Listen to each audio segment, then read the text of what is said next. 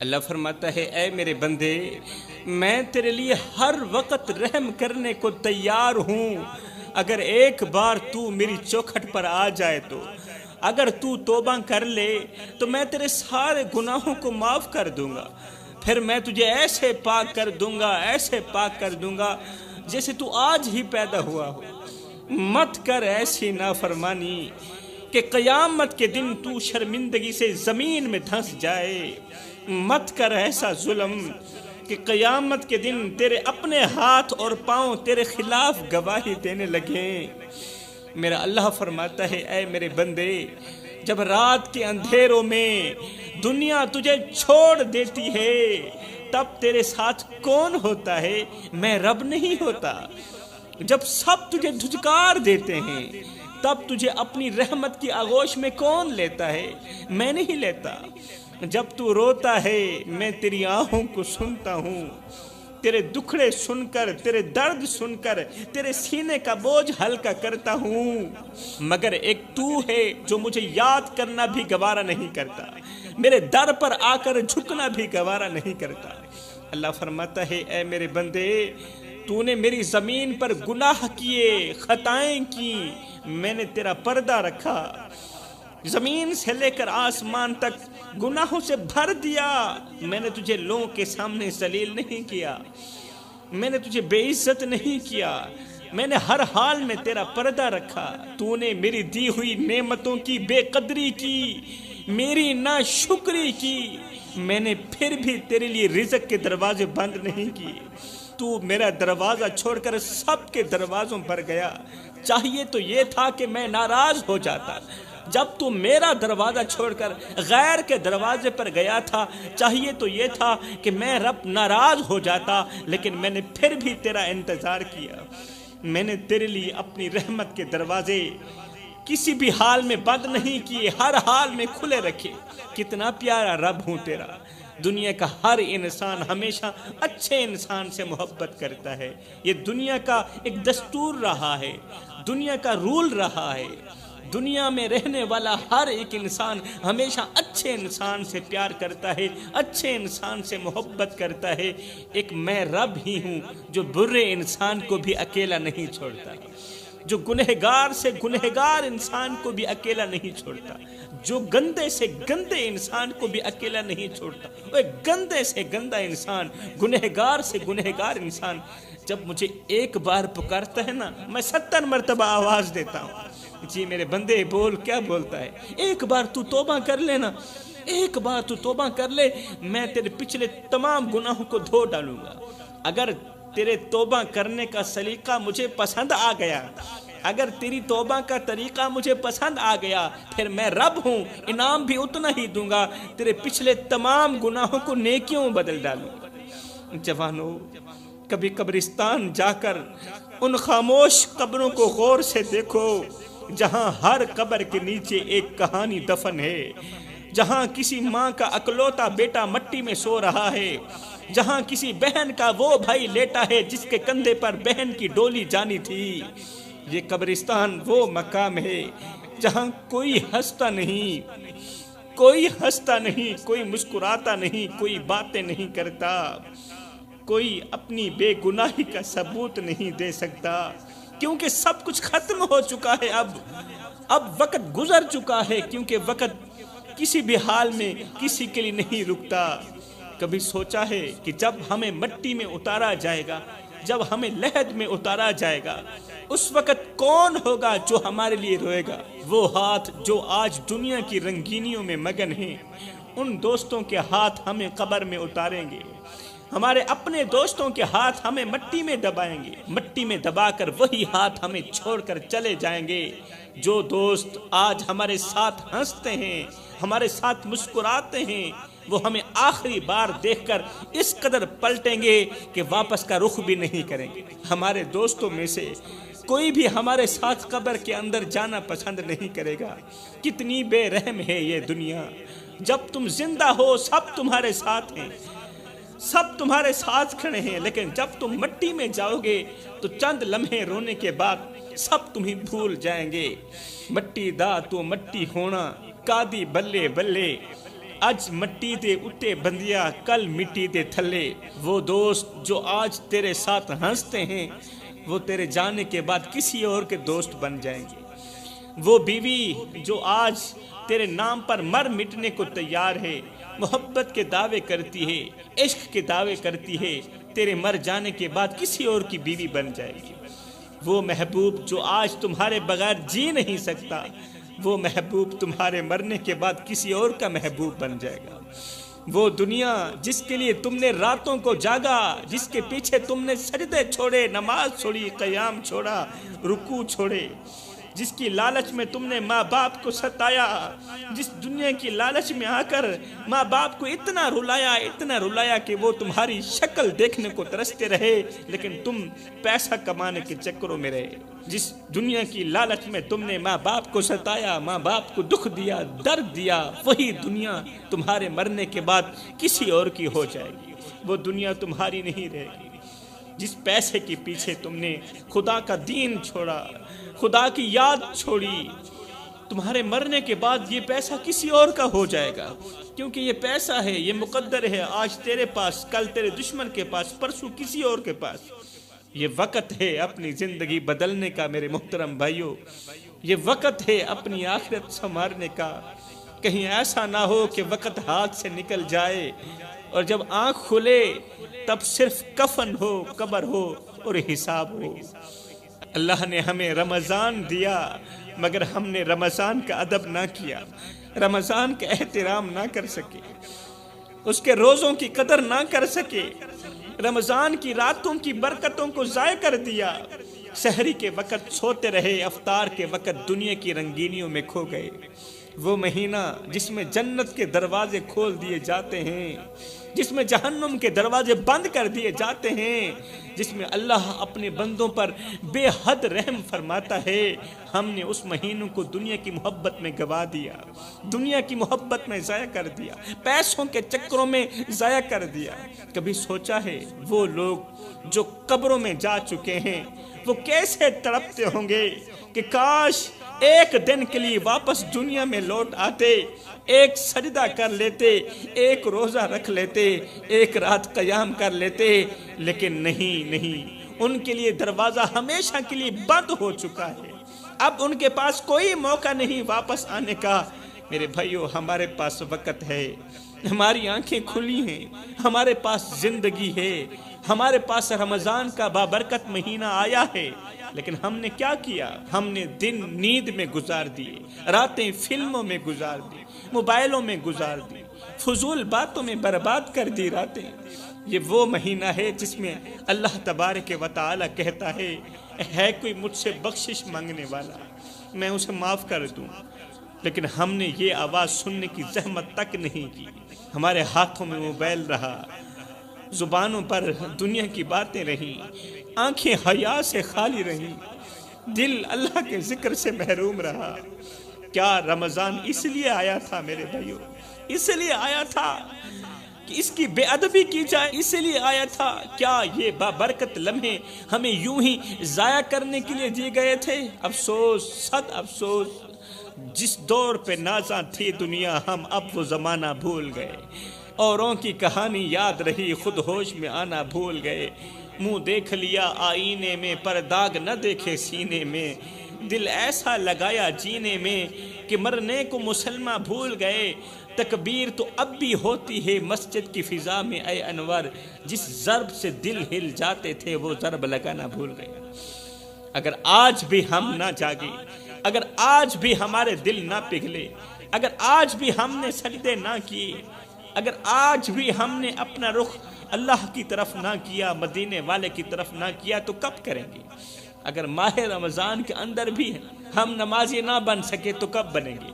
ماہ رمضان کے اندر بھی اگر ہم متقی پرہیزگار نہ بنے تو کب بنیں گے؟ اگر آج بھی ہم نے سجدے نہ کیے تو کب کریں گے؟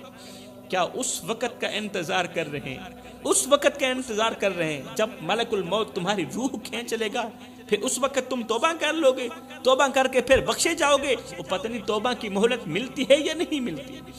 کیا اسی لمحے کا انتظار کر رہے ہو جب قبر تمہیں اپنے اندر لے لے گی؟ قبر تو ویسے ہی منہ کھولے بیٹھی ہے۔ اگر آج تم لوگوں نے توبہ نہ کی، اگر آج اللہ سے رجوع نہ کیا تو کل کیا بنے گا؟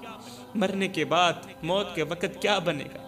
رمضان کے چند دن باقی ہیں، رو لو اپنے گناہوں پر، جھک جاؤ اپنے رب کے سامنے، گر پڑو اس در پر، توبہ کرو، معافی مانگو، شاید یہ رمضان ہماری زندگی کا آخری رمضان ہو۔ کہیں ایسا نہ ہو کہ اگلے سال لوگ رمضان کی خوشیاں منائیں اور ہم قبر میں بے بس پڑے ہوں۔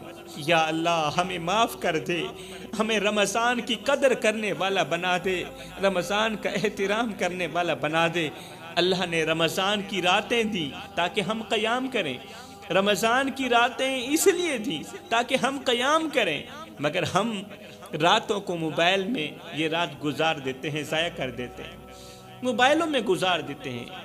اللہ نے سحری کے لمحے دیے تاکہ ہم اس کے حضور آنسو بہائیں، اللہ کے حضور سحری کے وقت آنسو بہائیں۔ کہتے ہیں کہ سحری کا وقت ایک ایسا وقت ہوتا ہے جو بھی دعا کرو اللہ تعالیٰ فوراً قبول کرتا ہے، کیونکہ یہ تہجد کا وقت ہوتا ہے، سحری کا وقت تہجد کا وقت ہوتا ہے، اور تہجد کی نماز میرے اللہ کی لاڈلی نماز ہوتی ہے۔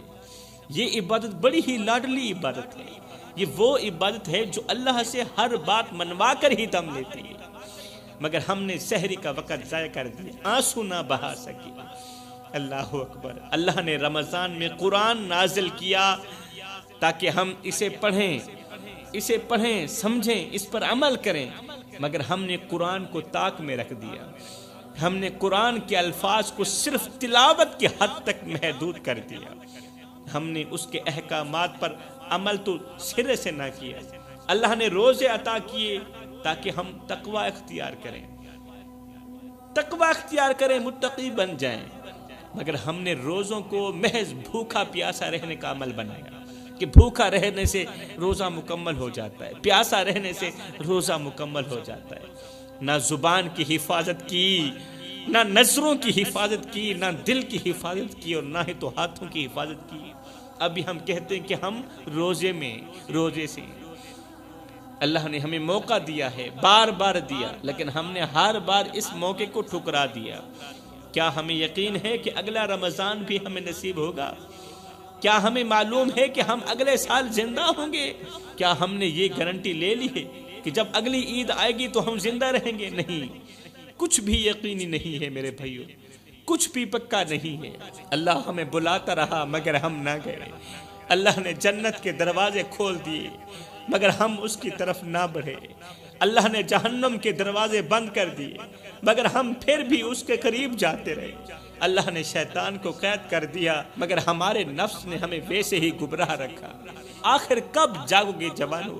کب سمجھو گے کہ یہ زندگی فریب کے سوا کچھ نہیں، یہ زندگی دھوکے کے سوا کچھ نہیں؟ کب اس حقیقت کو مانو گے کہ یہ دنیا ختم ہو جائے گی، موت آنے والی ہے؟ کب اس حقیقت کو مانو گے؟ یہ سب کچھ فنا ہو جائے گا اور ہم مٹی میں بس چکے ہوں گے۔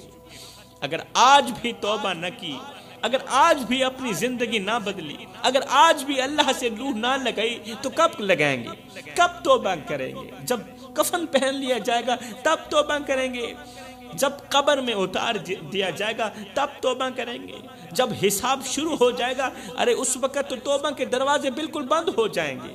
اے غافل انسان جاگ جا، یہ لمحے واپس نہیں آئیں گے، یہ موقع دوبارہ نہیں ملے گا۔ اللہ نے رمضان دیا، اب یہ ہم پر ہے کہ ہم اسے ضائع کر دیتے ہیں یا اس کی برکتوں سے اپنی آخرت سنوار لیتے ہیں۔ کہیں ایسا نہ ہو کہ جب ہوش آئے تو اس وقت بہت دیر ہو چکی ہو۔ یا اللہ ہمیں ہدایت دے، ہمیں توبہ نصیب کر۔ میں کہنا چاہتا ہوں وہ ماں جنہیں ہم اکثر اپنی مصروف زندگی میں بھول جاتے ہیں، جن کے چہرے پر پڑنے والی پریشانی کی لکیریں ہمیں نظر نہیں آتی، جن کے دکھ بھرے دل کی آواز ہمیں سنائی نہیں دیتی۔ جوانو، یہ وہ ماں ہے جس نے تمہیں اپنی کوکھ میں 9 مہینے رکھا، اپنی نیندیں قربان کی، اپنی بھوک پیاس بھلا کر تمہیں سینے سے لگایا۔ یہ وہ ماں ہے جو اپنے جسم پر ایک چادر ڈال کر ساری رات جاگتی رہی، تو آرام سے سو سکے، تو آرام کر سکے، مگر آج وہی ماں دروازے پر کھڑی تیری راہ تک رہی ہے۔ وہ سوچتی ہے کہ شاید آج اس کا بیٹا آ جائے، شاید آج اس کا بیٹا آ کر کہے ماں مجھے تیری اشد ضرورت ہے، مگر افسوس آج کے نوجوان کو ماں باپ سے زیادہ دنیا عزیز ہے، آج کے نوجوان کو ماں باپ سے زیادہ دوست عزیز ہیں، اپنی مصروفیت عزیز ہے، اپنا کاروبار عزیز ہے، ماں باپ سے زیادہ پیسہ عزیز ہے، بزنس عزیز ہے۔ وہ کاروبار کی آڑ میں آ کر اپنے ماں باپ کو بھول چکے ہیں، اپنے ماں باپ کو وقت نہیں دے پا رہے۔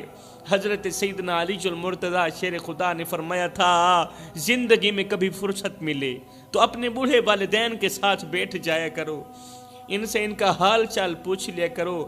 قسم ہے اللہ پاک کی، کل قیامت کے دن بوڑھے والدین کے ساتھ گزرا وقت تمہاری بخشش کا ذریعہ بنے گا۔ ہائے وہ باپ جس نے سخت دھوپ میں محنت کی، اپنی ہڈیاں گلا کر تیرے خواب پورے کیے، وہ باپ جس نے اپنی پرانی جوتیاں پہن کر تجھے اچھے کپڑے دلائے، جو خود فاقے کر کے تیرا پیٹ بھرتا رہا، خود بھوکا رہا تجھے کھلاتا رہا، خود پیاسا رہا تجھے پلاتا رہا، اپنی رگوں سے خون نکالتا رہا تیری رگوں میں ڈالتا رہا، اپنے منہ سے روٹی کے نوالے نکالتا رہا تیرے منہ میں ڈالتا رہا، جس نے اپنے بازو کی طاقت سے تجھے مضبوط بنایا، طاقتور بنایا، مگر آج وہ باپ کسی کونے میں بیٹھا تیرے انتظار میں آنکھیں بچھائے بیٹھا ہے، لیکن تجھے پرواہ ہی نہیں، تیرا ضمیر مر چکا ہے۔ آج وہ باپ کسی کونے میں بیٹھ کر شدت سے تیرا انتظار کر رہا ہے، آنکھیں بچھائے بیٹھا ہے، پلکیں بچھائے بیٹھا ہے، لیکن تجھے پرواہ ہی نہیں ہے۔ باپ رو رہا ہے،